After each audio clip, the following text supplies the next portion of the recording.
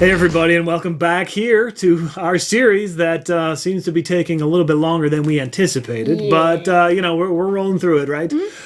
So this is the top 3 games that we have played, of course, that start with the letter S. And boy, was this a tough one to make, because we have played a lot of fantastic S games. I think ultimately what I did was I kind of went with the more tried and true ones. Yes, same. Did you? Okay, so like the ones that we played a decent amount. Okay, so like I went more like stood the test of time, as in we've been playing them for quite a few years. Yeah. But there's still definitely a few. There's definitely a few still like new, really good ones. a ton. So we'll probably have to think of some honorable mentions to go at the end. So, well, who's going first? You. All right. So my number 3 is going to be a game about pepper farming. Scoville is my number 3, which is kind of it's a farming, but also like selling goods type game, where you have like this little farmer that you move around the field to harvest peppers, right? Yes. And then when you harvest those peppers, they crossbreed. You can crossbreed them to make more spicy peppers, right? Which inevitably get you more points for that. Correct, because there's you can make chili to like enter the chili cook-off, where you make recipes that earn you points, and you can also use it to use the peppers to fulfill orders also for points. Yes, I think the chili cook-off is the main way you get points. Yeah. So this is a really fun game, because there's a fun puzzle of figuring out where to move your farmer, and then getting the peppers you need, like the really hot peppers and stuff. Yep. And then after so many rounds or seasons or whatever, it's over. But without going into too much detail and explaining it poorly as we do, Scoville is my number 3. And so my number 3 is Stop Thief, which is a really fun game so there's different modes to play. Because there's one where it's co-op and you're all trying to get a not player robber. It uses an app. Mention that. Yes. There's an app. You have to use the app. There's a competitive mode where you're all trying to get the most money. Which we've never actually played. Yeah. And then there's the mode we normally play, which is the 1 versus all mode, where one person is the robber trying to move around and grab everything, while the other people are trying to hunt them down. Correct. Right. So there's a big city map. Yep. Right. And the robber or the thieves or whatever, the criminals, are moving around. And in secret. Yes, too. And what the cops are trying to do, or trying to deduce where they are by tracing their footsteps, because sound clues. Yes. Yeah. Because when they move, it'll make a noise of what type of thing. There's street footsteps. Inside footsteps. Opening a door. Breaking a window, or stealing. Also taking the subway. Yes. So, yep. That one gets really confusing. It does. Because there's different subway exits all over the map.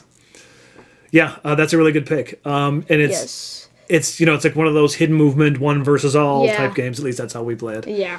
And pretty much anybody can play it. Yeah, it's really fun too, because you got to try and stop him before he gets to all the robbing spots, or you're just trying to get to all of them while sneaking away from the cops. Right, and you're trying to figure out, okay, so they walked outside twice, broke a window, walked inside twice, robbed a safe. Where on this map does it meet that condition? Wait, that doesn't seem possible. and then at the end you can look at their path and then you're like, oh. Yeah, so that's a really fun one. Stop Thief. Yep. Okay, so my number 2 is one of the older games that we've had, one of the longest owned games that we've had, and that's Splendor. I could not pick Splendor. I know Splendor gets a lot of hate these days because something replaced it or something is better than that. But it's such a smooth, simple game that I'll play it any time to this day. We've played it tons and tons of times.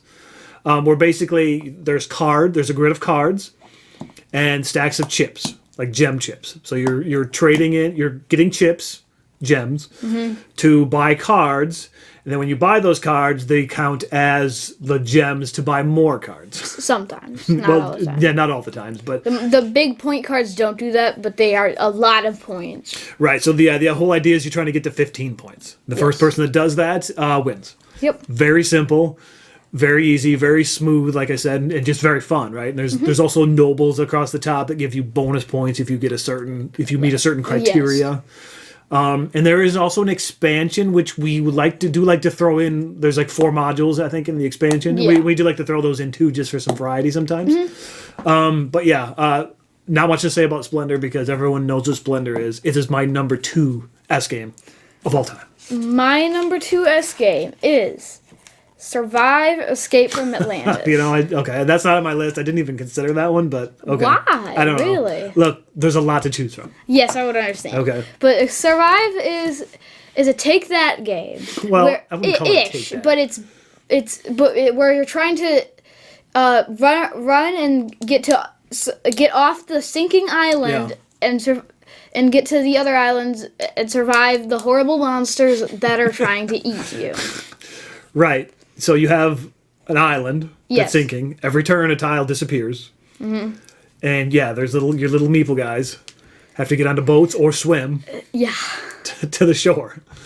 While sharks are trying to eat you, whales are trying to break your boats, and sea monsters are trying to do both. Yes, right. So when you at the beginning of your turn, or end of your turn, whenever, when you pull a tile, it usually has something on the back. Yes. Sometimes it generates a new hazard.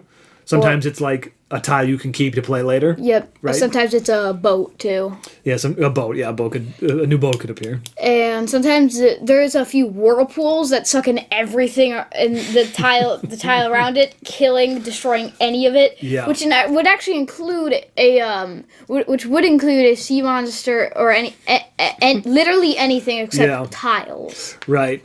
So, yeah, then basically each of your meeples also has a point value on it, so, like, you don't necessarily remember which is which. Because they are hidden. different. Yeah. So, yeah, that's an incredibly fun game.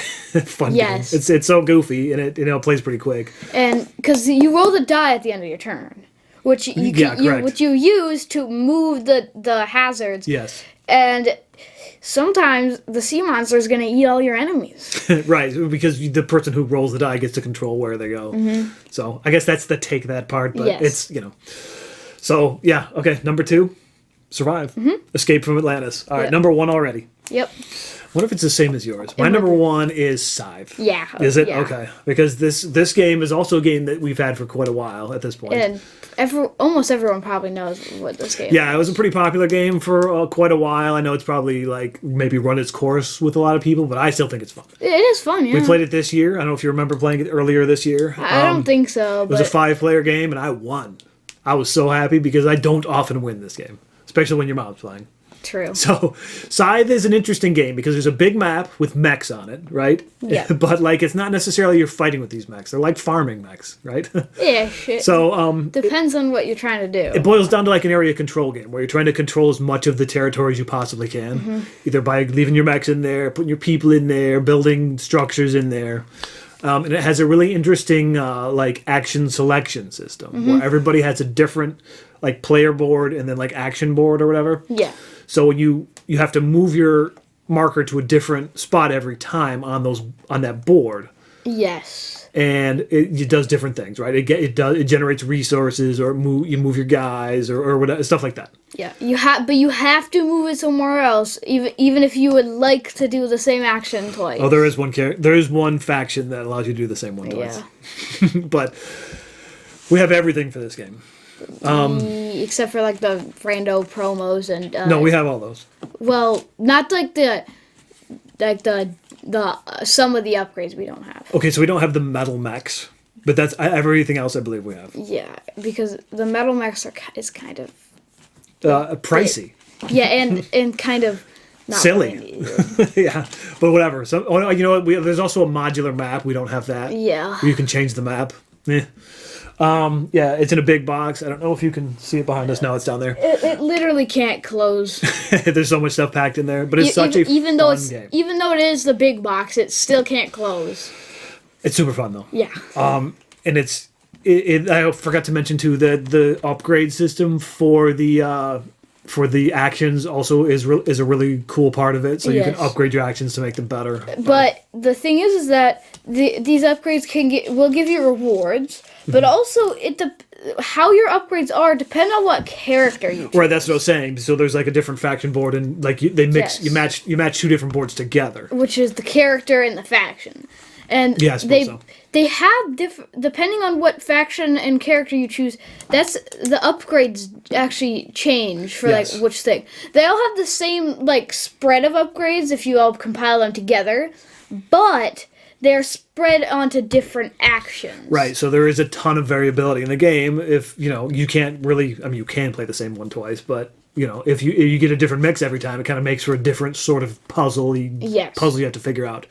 And like there also is a campaign expansion that we've played through. The Rise of Fenris. Yep, which added some things I guess I probably shouldn't talk about because it's spoilers. Yeah. But that also added a ton of content to it. Like, that you can play after the campaign. But the campaign was really fun too. So yeah, that was our joint number 1. Mm-hmm. Scythe. Yep. Yeah. So I guess that's our top 3 games to start with the letter S. Mm-hmm. So what are some ones we didn't mention? So, Sleeping Gods. I know, that's a more recent one that we've played. I was going to originally put that on my list, but I decided against it eventually. It's really fun. It is. And it's an epic adventure. Yes. We played for about 20 hours on it. I did have Stop Thief on my short list here. Like Silver and Gold is a really fun game. Yeah. A really fun, quick, simple game. It almost killed me to leave Sagrada off, too. Yeah. That's probably my, like... 4. Maybe even like a tie for 3 because it's that good. I like that game so much. Maybe I don't like it as much as you, but it's still pretty fun. I know it's tough. That was tough to leave. It was because there's just like tough to like decide because there are tons of different fun, like really fun S games. Yeah. Any other ones you can think of hand? Nah, not really. Mostly because I was originally putting Sleeping Gods on my list. All right. Well, I guess that's going to wrap this episode up. Thanks again for tuning in. Mm-hmm. And hopefully maybe the next one, which is what letter, Grayson? The T's. Ooh, T. You remembered. Yes. Well, hopefully that one might come out a little sooner, but I say that every time, and then 3 months go by. So we're coming up on like almost 2 years of this series. Yeah. And we'll get there eventually. So. Yeah. All right. I mean, we're... like probably like 2/3 of the way there, I think. Something like that. Maybe a little more, right? It's gotta Maybe. Be. All right. Well, all right. I guess we'll see you on the next one, everybody. Bye. Bye.